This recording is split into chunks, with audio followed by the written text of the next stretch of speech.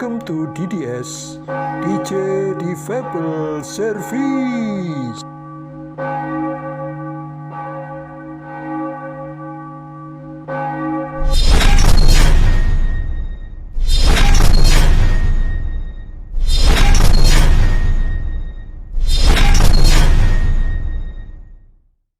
Selamat pagi, salam semangat, salam sehat, dan shalom. Dan tak lupa pada hari ini saya juga mengucapkan selamat hari Natal, selamat merayakan kelahiran Tuhan kita Yesus Kristus, dan selamat menyongsong tahun yang baru. Puji nama Tuhan, oleh karena kemurahan Tuhan, kembali kita berjumpa dalam event spesial kali ini adalah Natal DDS, yaitu DJ Difabel Service, sebuah konten video ibadah khusus untuk difabel atau penyandang disabilitas, tetapi juga terbuka untuk umum. Sungguh luar biasa, Natal difabel ini boleh terselenggara hanya oleh karena kasih karunia Tuhan. Mari sebelum kita memulai segala sesuatu, kita akan berdoa terlebih dahulu. Bapa kami yang bertahta di dalam kerajaan surga, di dalam nama Tuhan kami Yesus Kristus, syukur kami panjatkan kepadamu Tuhan, oleh karena kasih kemurahan-Mu. Kembali kami saat ini boleh berjumpa dalam ibadah Natal khusus difabel. Tuhan, kami percaya Engkau menyertai ibadah kami mulai dari awal, pertengahan sampai pada akhirnya. Sesaat lagi kami akan memuji Engkau terlebih dahulu. Kami mohon urapan Roh-Mu yang kudus, dan Engkau kiranya bertahta di atas puji-pujian kami. Di dalam nama Tuhan kami Yesus Kristus, kami mengucap syukur dan kami mulaikan ibadah ini. Puji Tuhan. Amin. Puji nama Tuhan, mari kita akan bersama-sama meneriakkan, menyiarkan di gunung, di bukit, dan di mana jua bahwa Al-Masih itu telah lahir bagi kita. Puji nama Tuhan.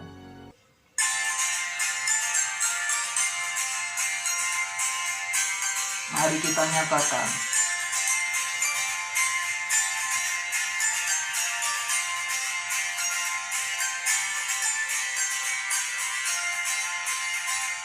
hai, siarkan di gunung, di bukit dan di mana jua.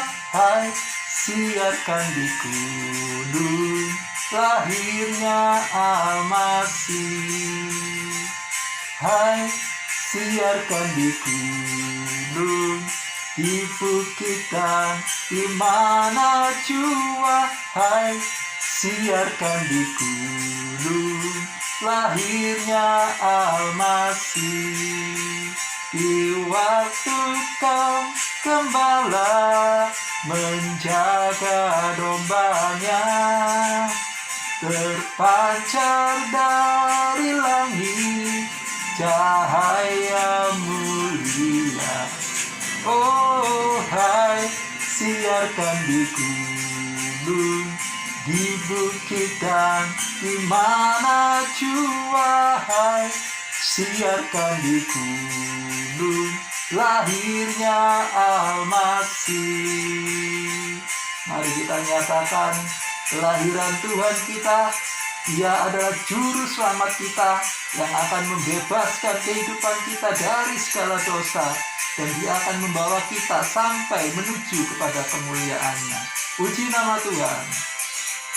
Hai, siarkan di gunung, di bukit dan di mana jua. Hai, siarkan di gunung, lahirnya Al-Masih.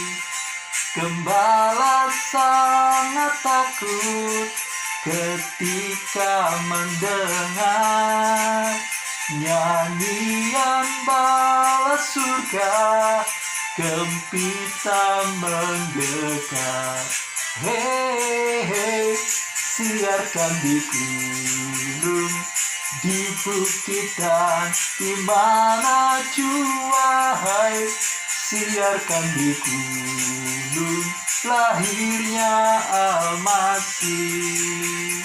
Terbaring di palungan yang hina dan rendah, sang bayi menyampaikan selamat dunia. Oh hai, siarkan di gunung, di bukit dan di mana jua. Hai, siarkan di gunung, lahirnya Almasih, lahirnya Almasih, lahirnya Almasih. Puji Tuhan. Kita bukan hanya menyiarkan di gunung, di bukit, tetapi sampai ke pulau-pulau dan benua-benua. Puji Tuhan.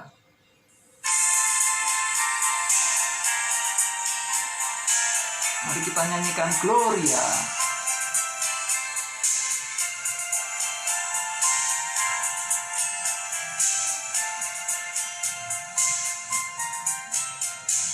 Dari pulau dan benua terdengar selalu terus lagu pujian semua bagi nama penebus. Gloria,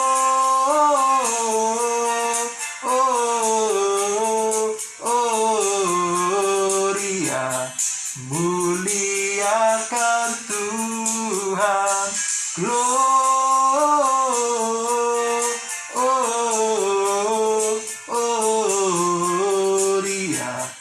muliakan Tuhan.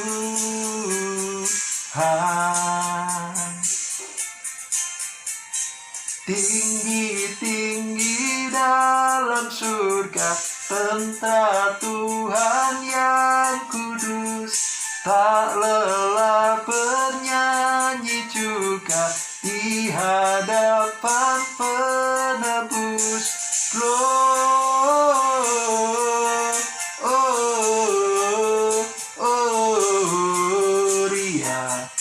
muliakan Tuhan. Gloria,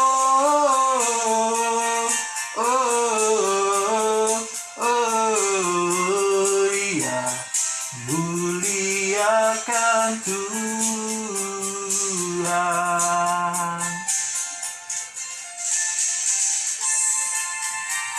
Puji Tuhan, Dia yang layak kita muliakan. Gloria, segala kemuliaan hanya bagi Dia.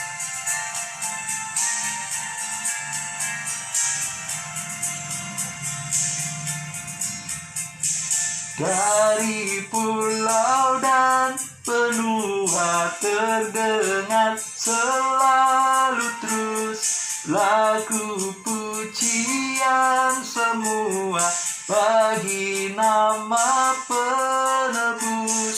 Gloria,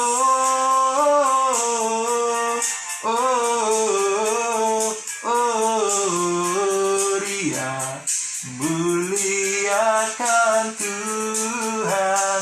Gloria,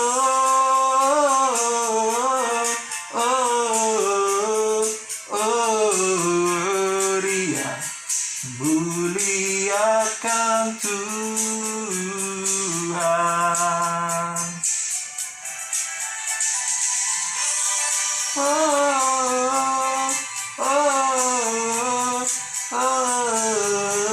Gloria, muliakan Tuhan.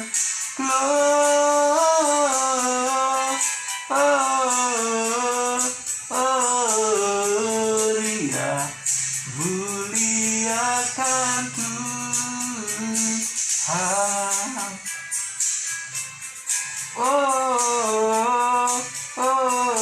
Gloria, muliakan Tuhan.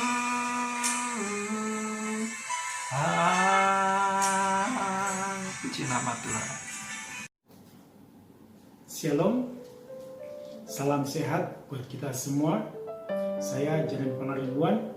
Saya sangat bersyukur untuk saat ini boleh berbagi kebenaran firman Tuhan melalui channel DDS ini. Saya akan memulai dengan satu pertanyaan kepada kita semua. siapakah manusia terbaik? Saya percaya kita semua pasti segera berkata, Yesus Kristus, dialah manusia yang terbaik di dunia. Sebab selama hidupnya, dia sudah melakukan pekerjaan-pekerjaan yang baik. Dia melakukan mukjizat-mukjizat. Dia membangkitkan orang mati. Dia menyembuhkan orang sakit. Bahkan dia berkuasa atas alam. Pengajaran-pengajarannya begitu luar biasa. Bertahan bahkan sampai hari ini. Tetapi kita juga harus melihat sisi lain. Kita ingat bagaimana Yesus Kristus itu di dalam akhir hidupnya. Kita tahu semua bahwa Yesus Kristus mati di kayu salib. Kematian di kayu salib adalah kematian yang sangat hina, tragis. Salib adalah hukuman yang dirancang oleh pemerintahan Romawi bagi para penjahat-penjahat dari bangsa-bangsa jajahannya yang dianggap sepadan dengan hukuman mati. Salib adalah tanda kehinaan.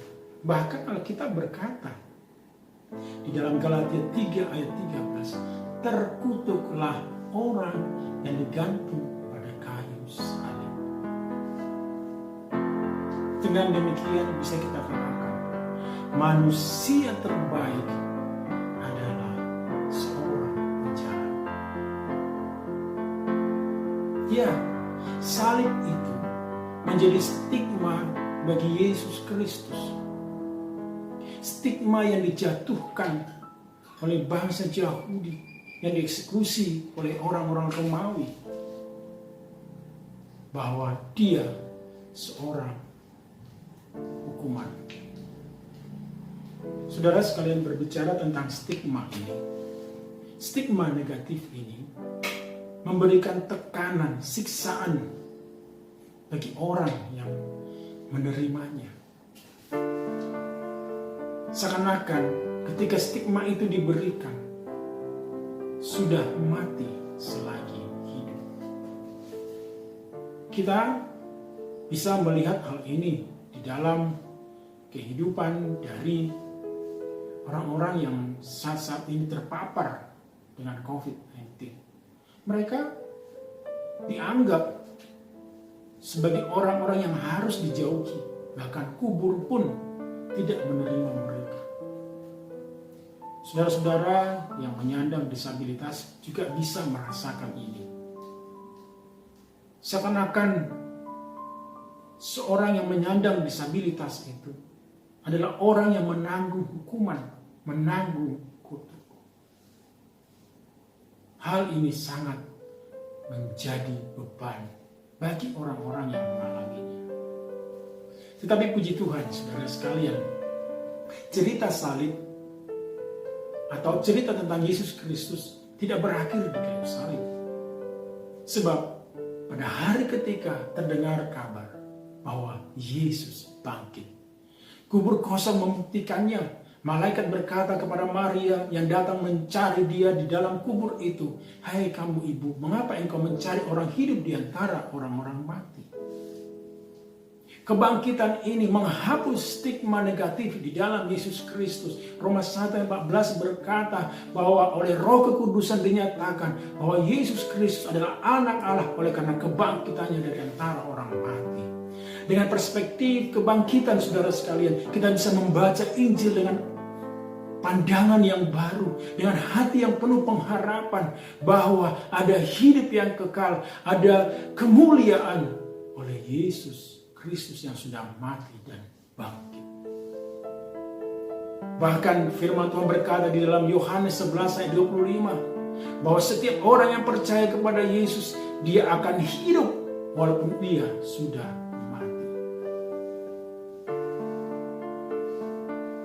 Karena itu saudara sekalian, di dalam kehidupan ini janganlah kita bekerja untuk hal-hal yang berakhir dengan kematian saja. Jangan bekerja hanya untuk hal-hal yang fana. Saudara sekalian, saya beritahu, ketenaran itu, kekayaan itu akan berakhir di dalam kematian. Karena firman Tuhan berkata di dalam Yohanes 6 ayat 27, bekerjalah untuk hidup, untuk makanan yang beri hidup yang kekal. Apa yang bisa kita kerjakan? Arahkan semua untuk sampai kepada kekekalan. Dan satu hal yang Tuhan minta, satu perkara yang sederhana, untuk kita beralih dari kehidupan yang fana ini dan memulai start hidup untuk kekekalan, yaitu percayalah kepada Dia yang diutus Allah. Itulah Yesus Kristus. Kebangkitannya menyatakan Dialah utusan itu, Dialah anak Allah yang sanggup membawa kita kepada hidup yang kekal. Dan hiduplah di dalam kebenaran Injil. Mungkin orang akan salah paham terhadap kita karena gaya hidup kita yang sudah berubah. Tidak lagi hidup untuk yang fana, tidak hanya hidup untuk kebinasaan, tetapi kita mempersiapkan diri untuk hidup yang kekal. Ketahuilah, ketika kita mau menerima Yesus Kristus sebagai Tuhan dan Juru Selamat, sesungguhnya engkau dan saya berada di dalam jalan kebenaran. Apa yang saudara tunggu lagi? Mari hari Natal ini kita ingat Yesus Kristus telah datang. Dia adalah Tuhan dan Kristus dialah Juru Selamat. Amin. Mari kita akan segera menyambut firman Tuhan. Biarlah Yesus Natal yang sejati itu, biarlah lahir di hati kita.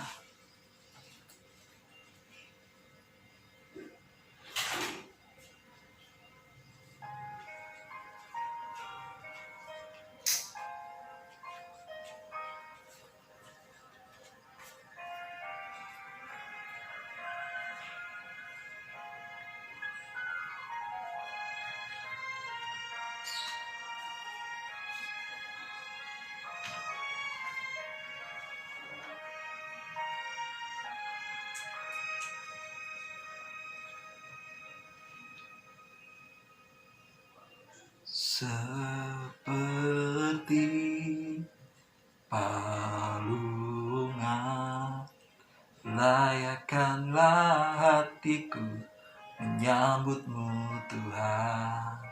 Seperti emas kemenyan dan mur, biar hidupku berkenan padamu. Seperti palungan, layakkanlah hatiku menyambutmu Tuhan.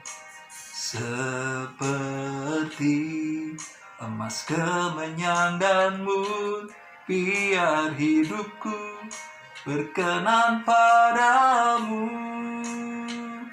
Sebab Natal tak akan berarti tanpa kasih-Mu. Lahir di hatiku hanya bersama-Mu, Yesusku, rasakan selalu. Indahnya Natal di hatiku.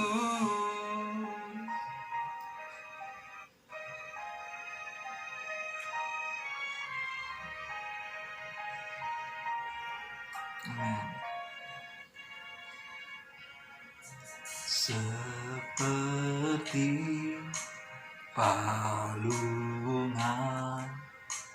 layakkanlah hatiku menyambutmu Tuhan. Seperti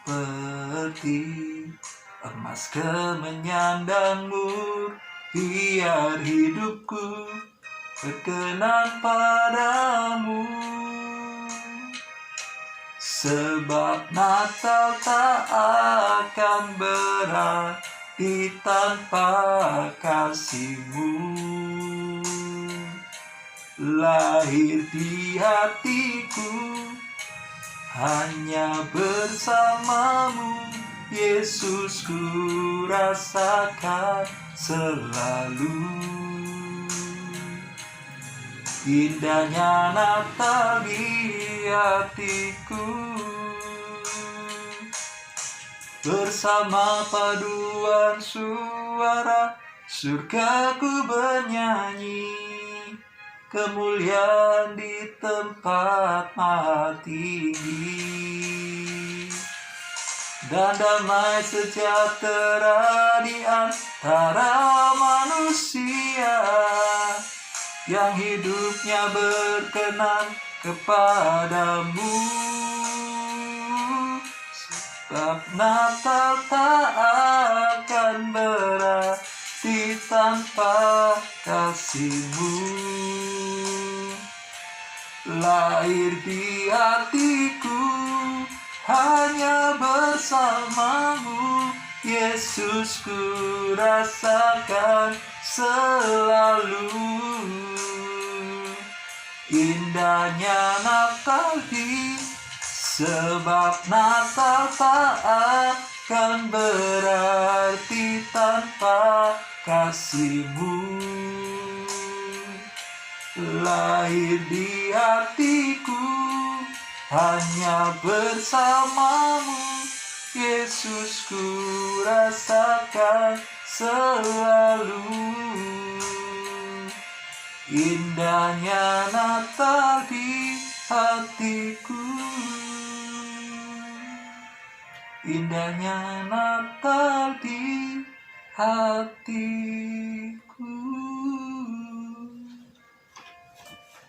Puji nama Tuhan. Terima kasih Tuhan Yesus. Kami mengucap syukur Kau telah menyertai kami dalam tiap puji-pujian kami. Kiranya ini boleh berkenan kepadamu Tuhan. Kami sesaat akan menerima kebenaran firman-Mu. Kami mohon Tuhan, urapan daripada Roh-Mu yang kudus, sehingga hamba-Mu ini yang menyampaikan firman-Mu, dan semua sobat difabel dan semua orang yang menyaksikan tayangan ini, kami boleh sama-sama mendapat berkat.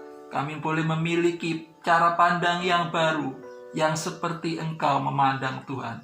Engkau adalah manusia yang terbaik. Engkau telah rela datang ke dunia, tetapi Engkau mengambil tempat yang terendah, bahkan yang paling rendah, bahkan yang paling hina, sampai Engkau menjadi seorang penjahat yang tergantung di atas kayu salib. Itu semua Engkau lakukan untuk menebus kami daripada segala dosa. Kami mengucap syukur Tuhan untuk kasih karunia-Mu dan kebenaran-Mu yang Kau nyatakan bagi kami. Kami siap untuk menerima kebenaran firman-Mu Tuhan. Hanya di dalam nama Tuhan kami Yesus Kristus kami sudah berdoa. Amin.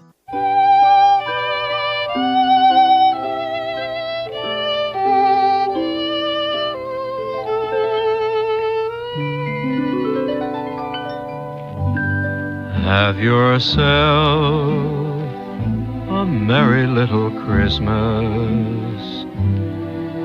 Let your heart be light. Next year all our troubles will be out of sight.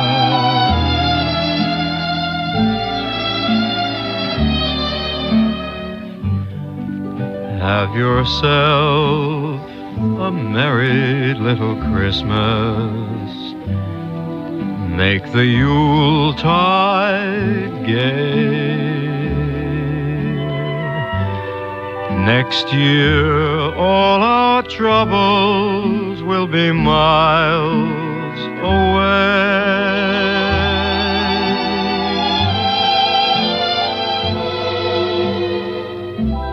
Once again, as in olden days, happy golden days of yore.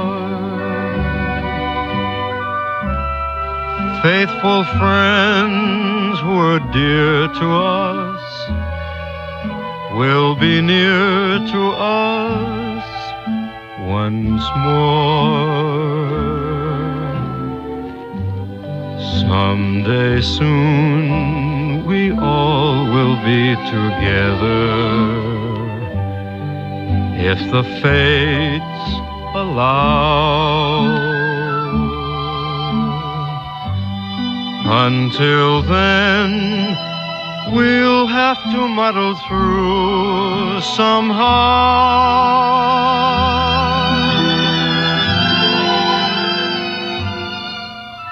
So have yourself a merry little Christmas now.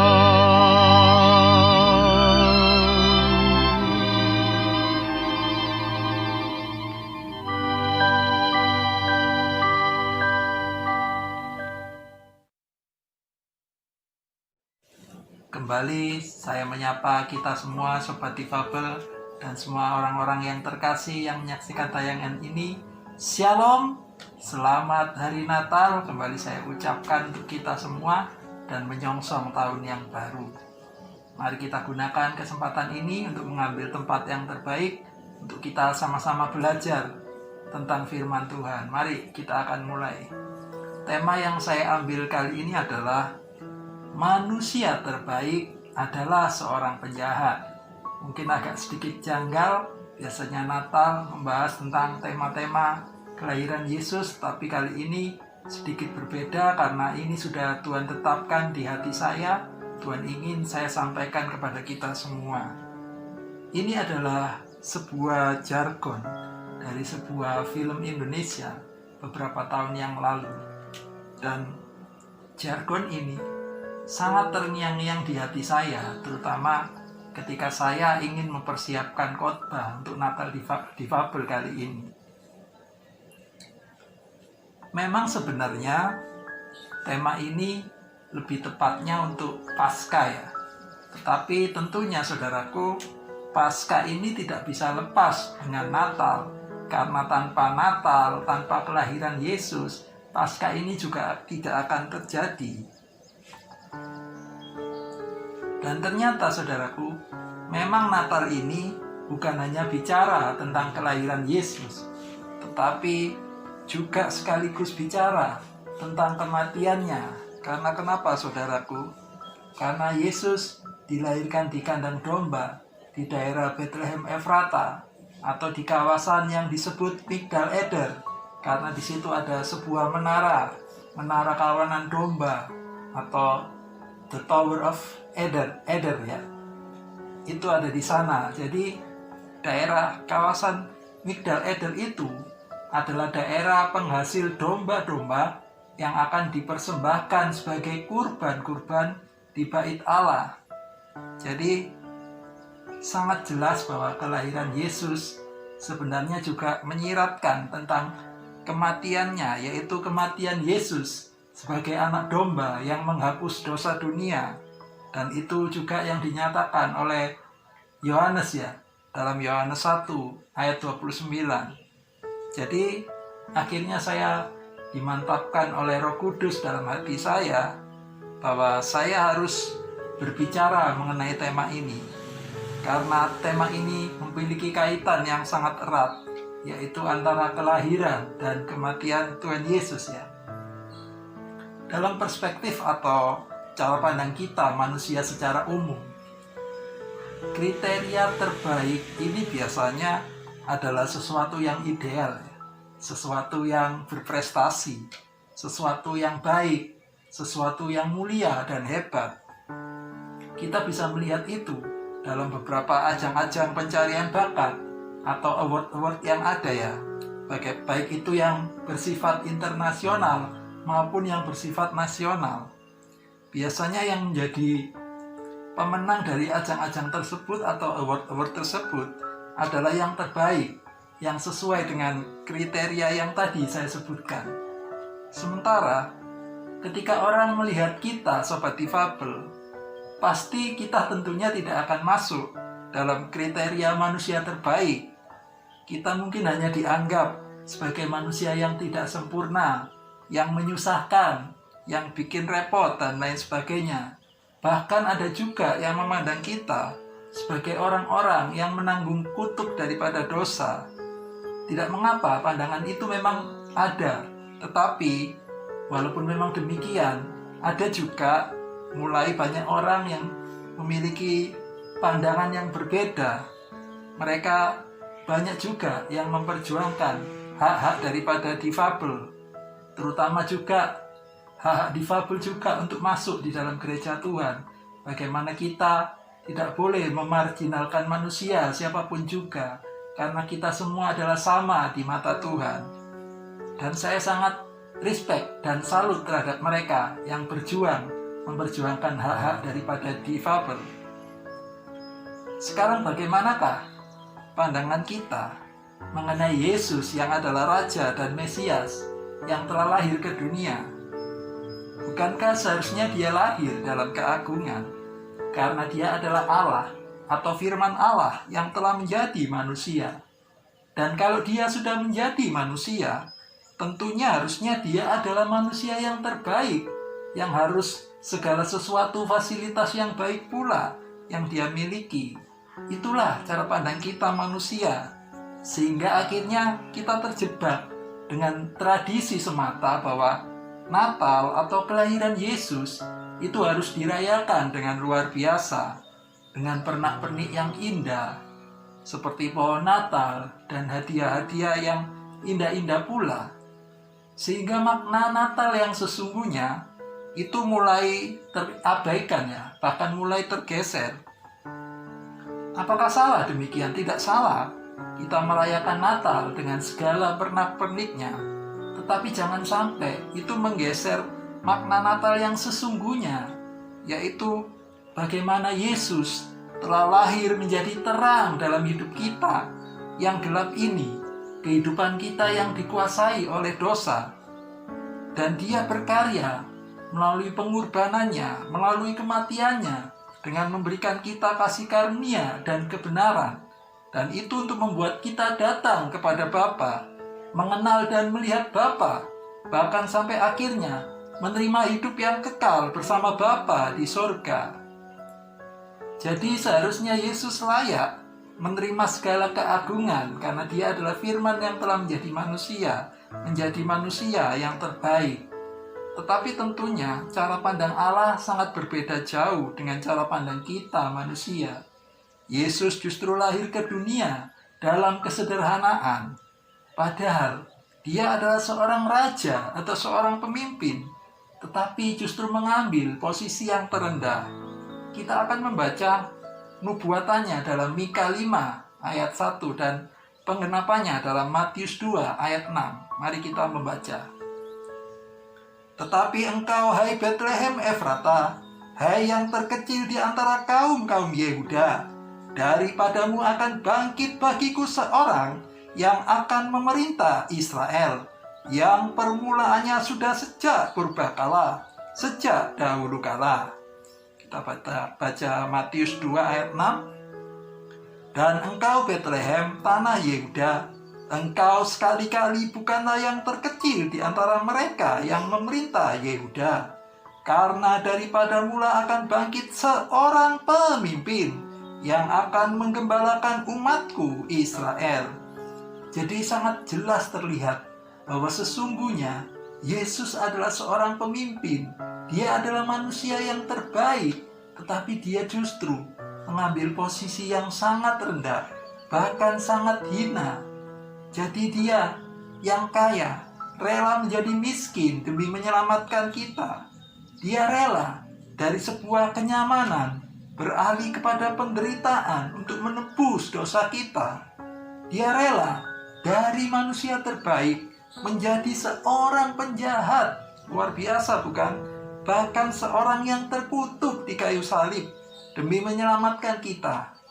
Kita sesungguhnya yang adalah seorang penjahat oleh karena dosa, tetapi sudah mendapat karunia penebusan untuk menjadi manusia yang terbaik bagi Allah.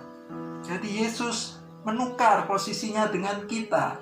Dia dari seorang manusia terbaik menjadi seorang penjahat, sementara kita dari seorang penjahat kita bisa menjadi manusia terbaik oleh karena karya penebusannya bagi hidup kita. Jadi saudaraku, seharusnya Natal itu bisa mengubah cara pandang kita yang lama, sehingga kita bisa memiliki cara pandangnya Allah, di mana Dia menukar posisinya yang mulia menggantikan kita yang hina, yang seharusnya terkena hukuman, terkena kutuk daripada dosa. Kita akan membaca dalam 1 Timotius 1 ayat 12-17. Kita akan melihat bagaimana transformasi kehidupan Rasul Paulus, bagaimana Tuhan mengubahkan cara pandang dari Rasul Paulus ini. Mari kita membaca. Aku bersyukur kepada Dia yang menguatkan aku, yaitu Kristus Yesus Tuhan kita, karena Ia menganggap aku setia dan mempercayakan pelayanan ini kepadaku. Aku yang tadinya seorang penghujat dan seorang penganiaya dan seorang ganas, tetapi aku telah dikasihaninya, karena semuanya itu telah kulakukan tanpa pengetahuan, yaitu di luar iman. Malah kasih karunia Tuhan kita itu telah dikaruniakan dengan limpahnya kepadaku, dengan iman dan kasih dalam Kristus Yesus. Perkataan ini benar dan patut diterima sepenuhnya. Kristus Yesus datang ke dunia untuk menyelamatkan orang berdosa, dan di antara mereka akulah yang paling berdosa. Tetapi justru karena itu aku dikasihani, agar dalam diriku ini sebagai orang yang paling berdosa, Yesus Kristus menunjukkan seluruh kesabarannya. Dengan demikian, aku menjadi contoh bagi mereka yang kemudian percaya kepadanya dan mendapat hidup yang kekal.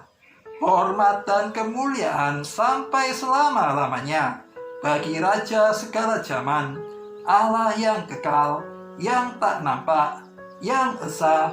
Amin. Puji Tuhan, luar biasa. Di sini kita bisa melihat bagaimana Allah telah mengubah cara pandang atau pandangan daripada Rasul Paulus, sehingga Rasul Paulus yang dulu begitu bangga ya dengan keyahudiannya, begitu bangga dengan kesukuannya, begitu bangga dengan kesempurnaannya dalam menjalankan hukum Taurat. Dia merasa sudah menjadi manusia yang terbaik bagi Allah. Tetapi yang luar biasa, setelah dia menerima kasih karunia daripada Yesus melalui penglihatan di Damsyik ya, maka dia menganggap semua yang dahulu menjadi kebanggaannya adalah sampah, sehingga dia tidak mau tahu yang lain selain Kristus Yesus yang telah tersalib, Kristus Yesus yang telah lebih dahulu lahir, kemudian tersalib untuk menyelamatkan kita semua manusia yang berdosa. Bahkan dia sampai mengatakan bahwa dirinya lah orang yang paling berdosa, supaya Kristus menunjukkan kesabarannya yang luar biasa dan karunia-Nya yang luar biasa atas hidupnya.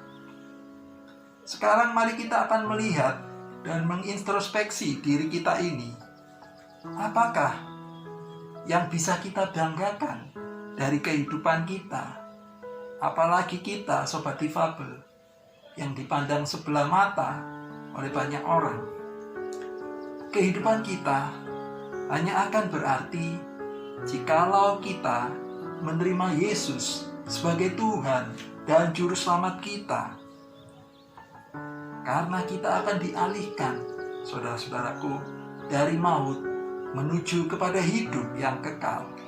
Dari seorang penjahat menjadi manusia terbaik oleh karena kita hidup di dalam pertobatan yang benar, di dalam pembaruan hidup yang terus-menerus kita akan alami. Dan itu semua bisa terjadi hanya oleh karena Dia yang berada di tempat yang terbaik. Dia rela direndahkan serendah-rendahnya sampai menjadi penjahat yang terkutuk, yang mati di kayu salib. Luar biasa bagaimana Dia menggantikan posisi kita yang sesungguhnya harusnya masuk di dalam penghukuman yang kekal. Jadi saudaraku, tidak ada sesuatu yang bisa kita banggakan dari diri kita ini. Bahkan kita harus menganggap bahwa diri kita ini adalah orang yang paling berdosa, sama seperti Rasul Paulus ini.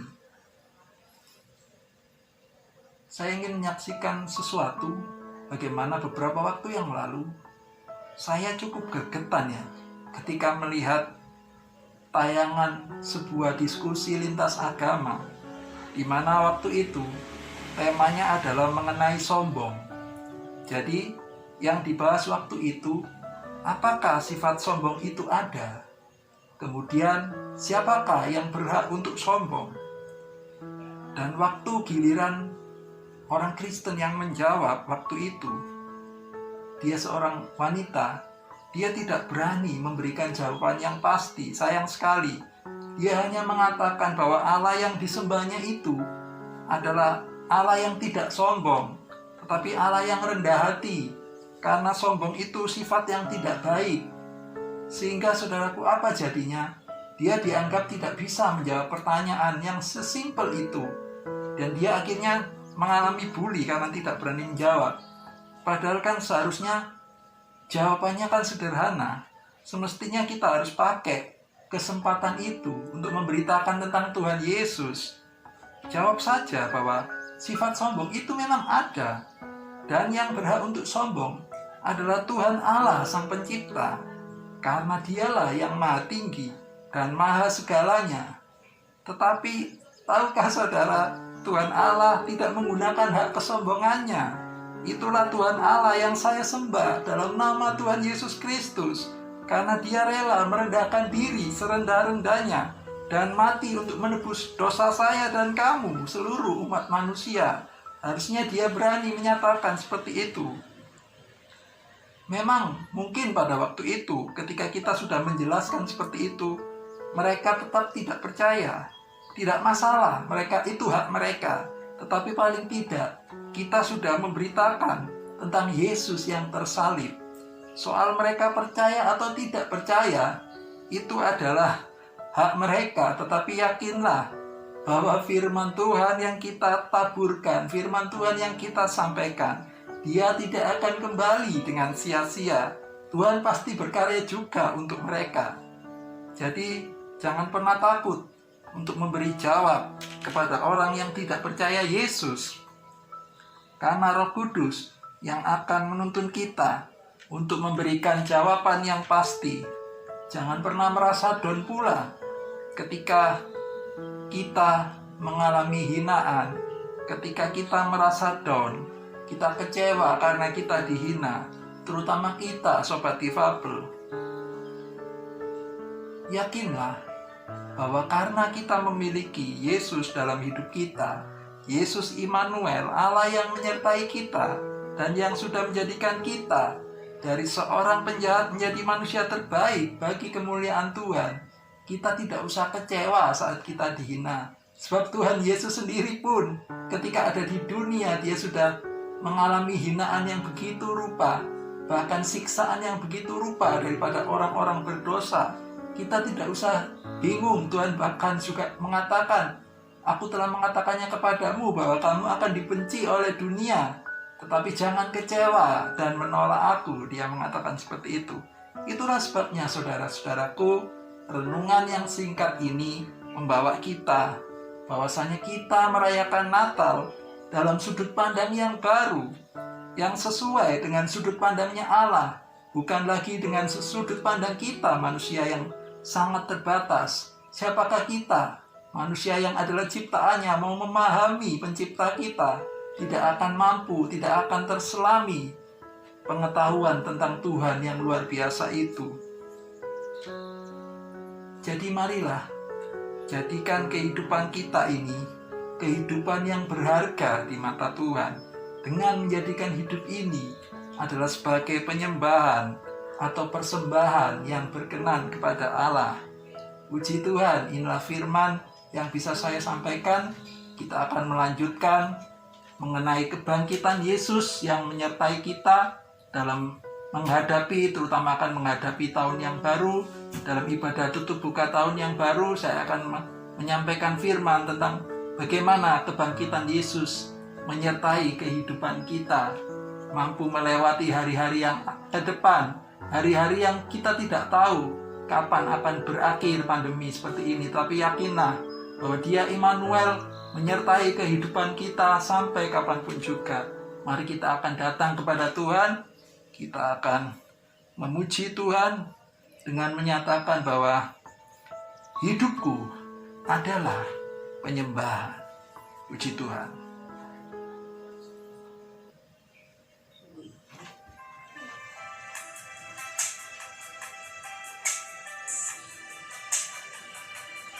Puji Tuhan.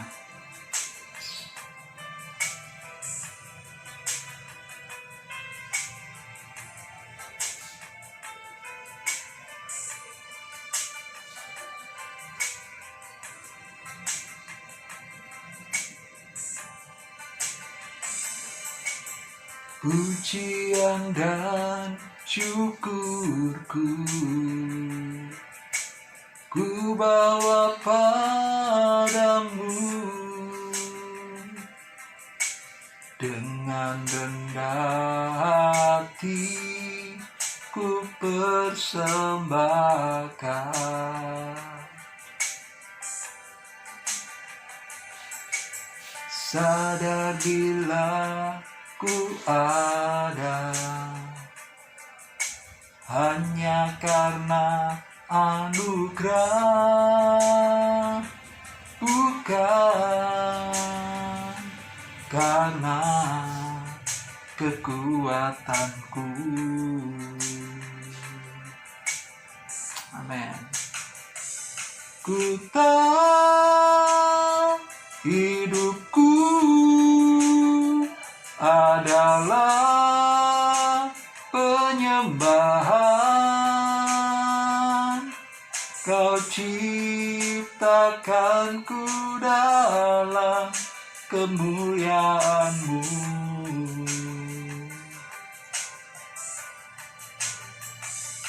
Ku tahu hidupku berharga di mata-Mu, segenap hidupku persembahkan. Biarlah kita mempersembahkan seluruh kehidupan kita sebagai penyembahan yang berkenan kepada Tuhan, persembahan yang terbaik dari hidup kita. Puji nama Tuhan.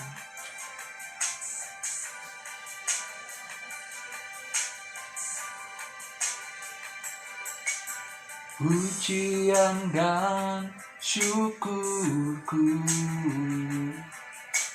ku bawa padamu, dengan rendah hati ku persembahkan.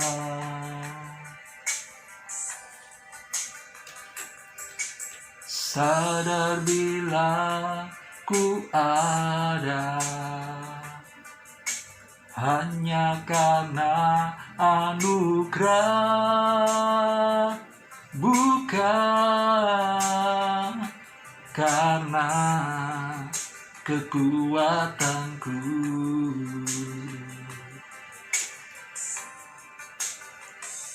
Ku tahu hidupku adalah penyembahan. Kau ciptakanku dalam kemuliaan-Mu. Oh, ku tahu hidupku berharga di mata-Mu, segenap hidupku persembahkan. Puji Tuhan. Segenap hidup kami mau persembahkan bagi-Mu Yesus. Kau yang layak menerima segala pujian. Terima kasih. Terima kasih Tuhan.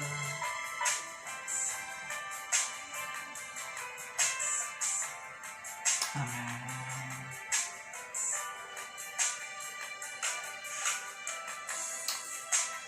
Hidupku adalah penyembahan. Kau ciptakanku dalam kemuliaan-Mu.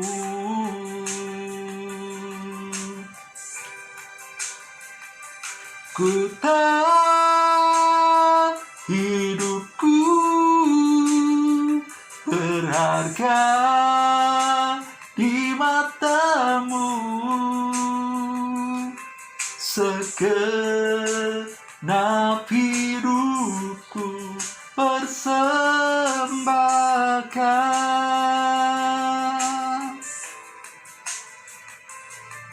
Segenap hidupku persembahkan.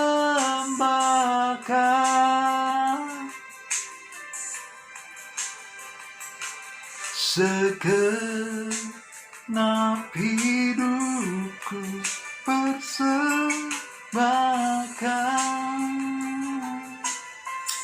Oh, puji Tuhan. Inilah kami Tuhan. Kami persembahkan hidup kami bagi-Mu. Terima kasih untuk karya yang luar biasa dalam hidup kami. Puncak karya-Mu sudah kami terima.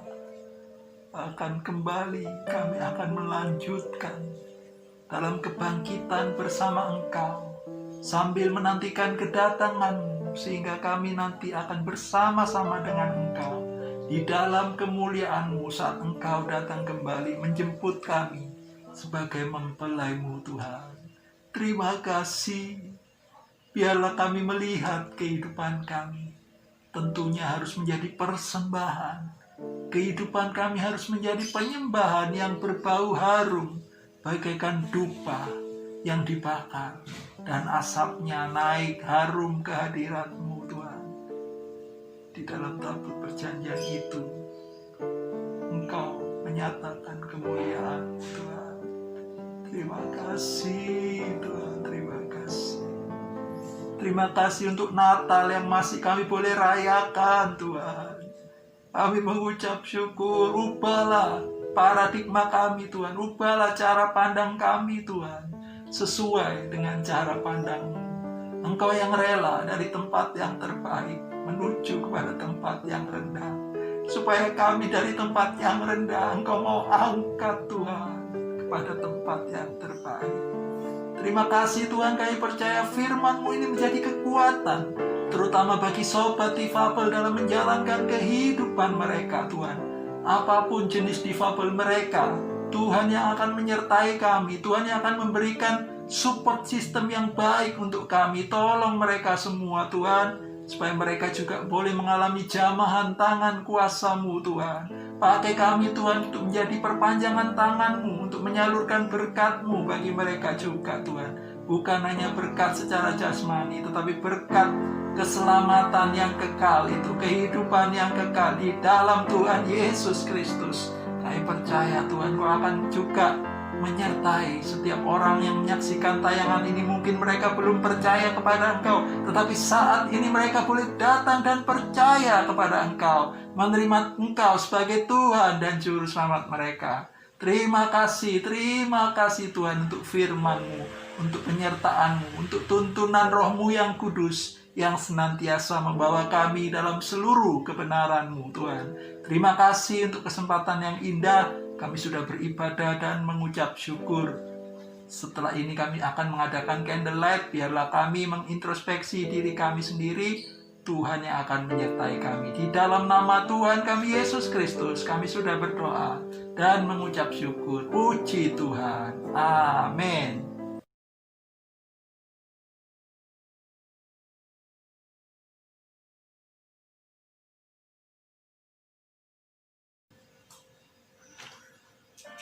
Mari kita akan sama-sama menghayati dalam candlelight kali ini. Biarlah cahaya Kristus menyala di setiap hati dan hidup kita. Puji Tuhan.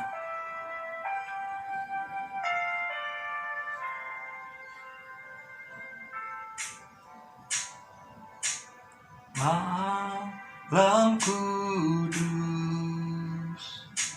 sunyi senyap, bintangmu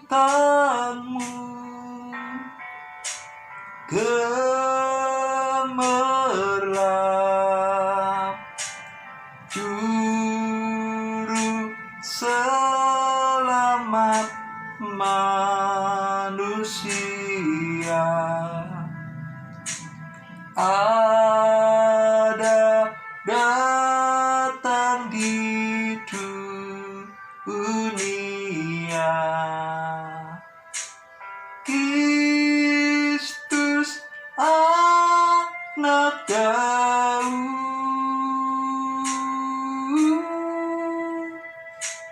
Kristus anak Daud.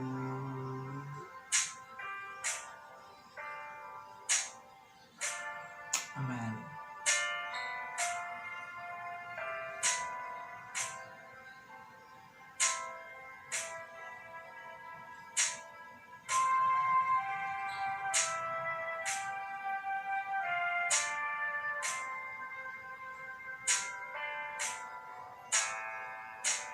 Anak kecil, anak kudus, Tuhanku penebus,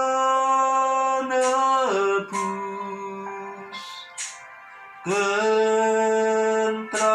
surga menyanyi merdu, bawa kabar kedatanganmu, Kristus anak Daud,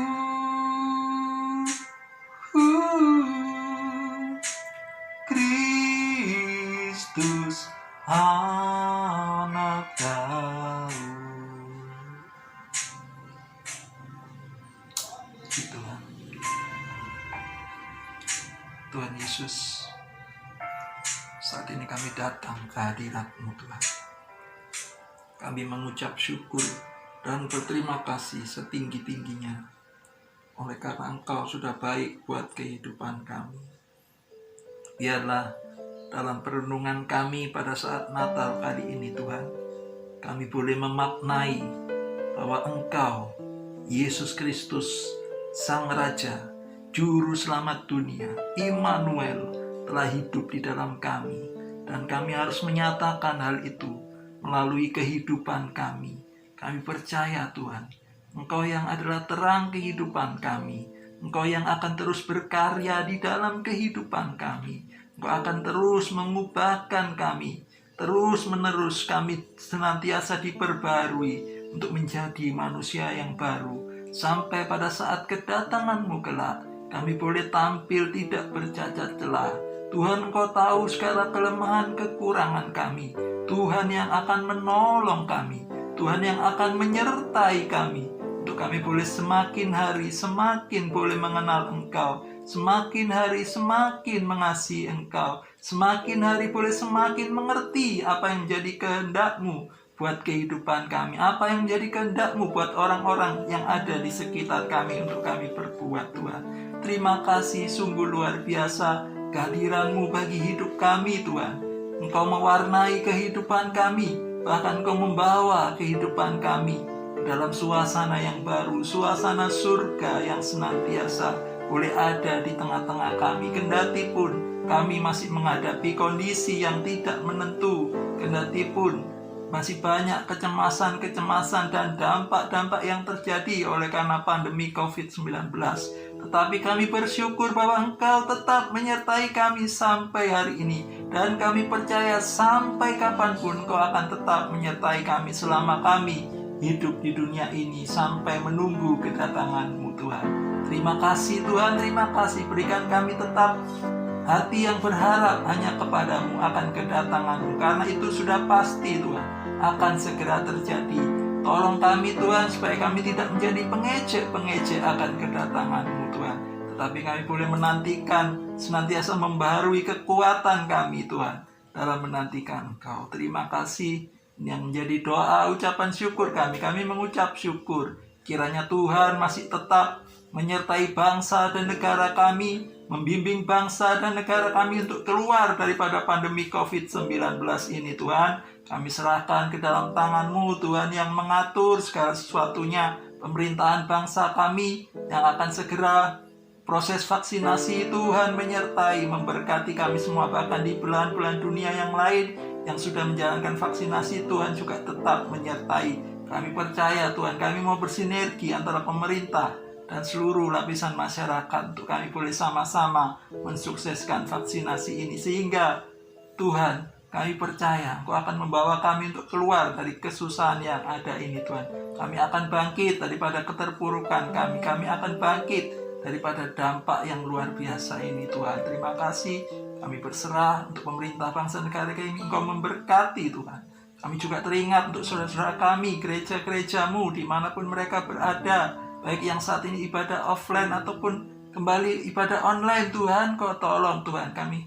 Kami percaya Tuhan Kau akan memberi hikmat kebijaksanaan kepada kami untuk kami mengambil langkah-langkah yang terbaik untuk meminimalisir penyebaran pandemi COVID-19 ini. Tuhan, kami percaya Kau akan menyertai setiap gereja-Mu, setiap anak-anak-Mu dalam setiap apapun yang kami kerjakan. Tuhan, Kau tahu segala kesusahan apapun itu Tuhan, bahkan sakit penyakit Kau akan lepaskan dalam nama Tuhan Yesus Kristus. Semua disembuhkan. Terima kasih Tuhan. Inilah yang menjadi doa ucapan syukur kami.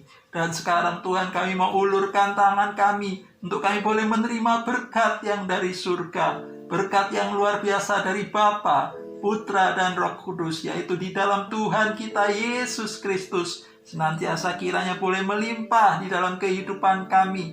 Berkat itu tercurah dalam setiap aspek kehidupan kami, dan kita juga harus menyalurkan berkat ini kepada yang lain. Puji Tuhan, puji syukur hanya kepadamu. Kami berterima kasih untuk berkat-Mu ini. Puji Tuhan, kami sudah berdoa hanya di dalam nama Tuhan kami Yesus Kristus. Puji Tuhan. Amin. Bagi saudara-saudari yang terkasih yang ingin berbagi berkat kepada Sobat Difabel, bisa mentransfer ke Bank BCA atas nama Daniel Indra Jonathan dengan nomor rekening 8220437 460. Terima kasih, Tuhan Yesus memberkati.